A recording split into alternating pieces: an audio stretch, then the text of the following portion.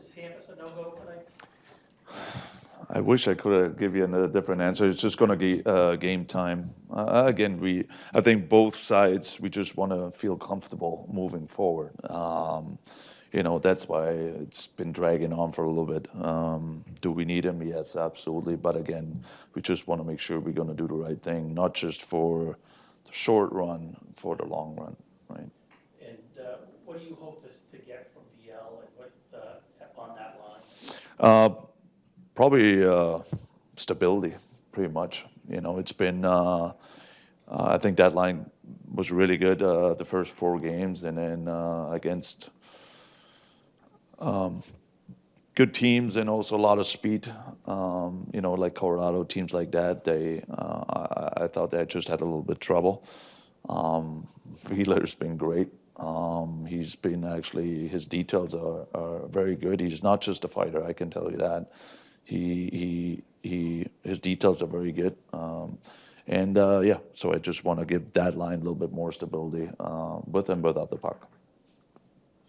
Can you tell us what Steve's message was to the power play after the second period Tuesday night? Shooting pucks, because it all looks great, right?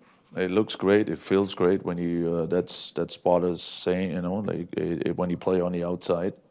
And if you look at the goal we scored, we scored on the 5th try, I think. Right, but if you don't try, you don't get those kind of opportunities, right? So, again, we have to have a little bit different mindset. It's been creeping, I guess, for a while, and that's what we try to get out of them: play faster, and having a more shooting mentality on the power play. Mark, was there anything? Forgive me if you were asked this yesterday. Was Yeah. there anything with Minton's game in particular the other day that?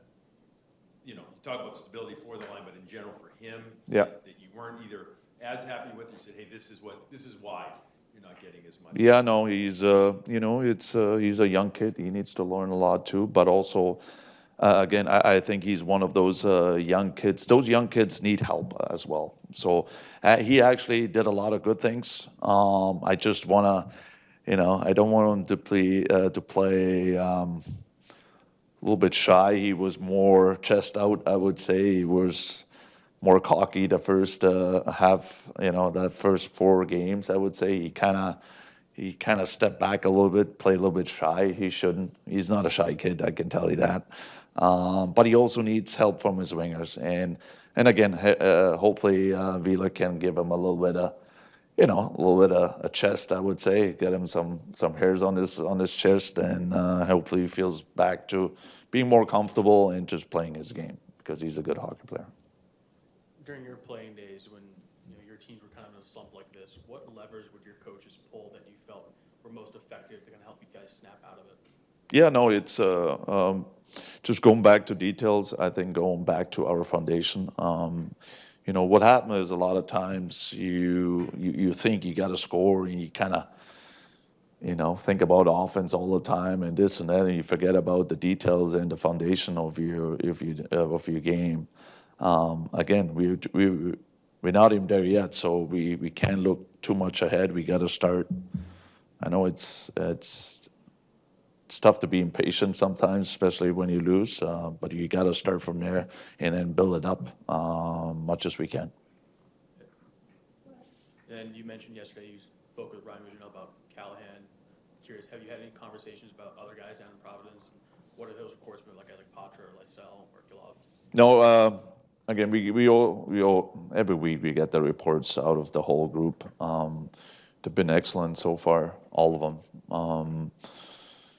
Some guys put up some numbers, some guys not, but still, even Matty's, I guess it's been really, really solid.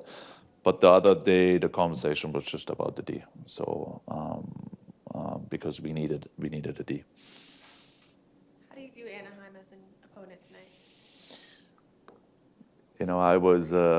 I was their neighbor, right, for a long, long time. So I kind of see them fail and also now grow as a team. And I said to my coaches today, if I look at the lineup right now and look at the pre-scout, they're very close, and they just show it. They added some really good pieces, get rid of some pieces, and now we can say this is a hockey team now. So what it means is they still have skill, but they added lots of speed and a different mentality, I would say. Obviously with the coaching staff too, so they're definitely on the right track. And yeah, I see them more like a Utah team now. They stretch us out a lot. They love to be on offense, and they will join the rush much as they can.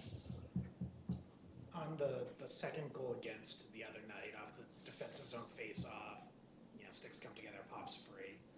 What's the coaching point on how your team should have played that?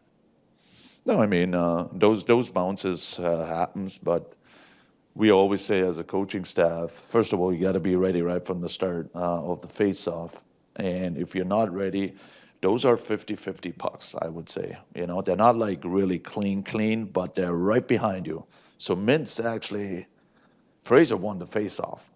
So we were not ready, and in those 50-50s, we have to win. And that's why it's not just the sentiment winning face-offs, it's the guys around it too, right? And that includes the D, includes the wingers, includes everyone. It doesn't matter which dot it is.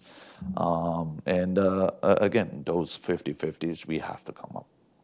And then you mentioned that maybe you faced a couple faster teams recently. What challenges has that presented in the neutral zone, and have you had to adjust the way you guys play in the neutral zone?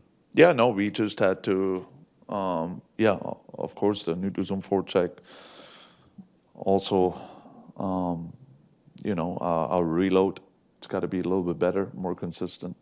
Again, teams are too good now. Teams are too fast now, especially on D. There's a lot of teams lately we faced where the D's joining a lot. So it's not just having a good F3. It's also, our forecheckers, number one and number two, how they going to reload, because otherwise, as soon as they fall asleep, their D is gone. So again, that's the awareness we have to have every shift, every line pretty much.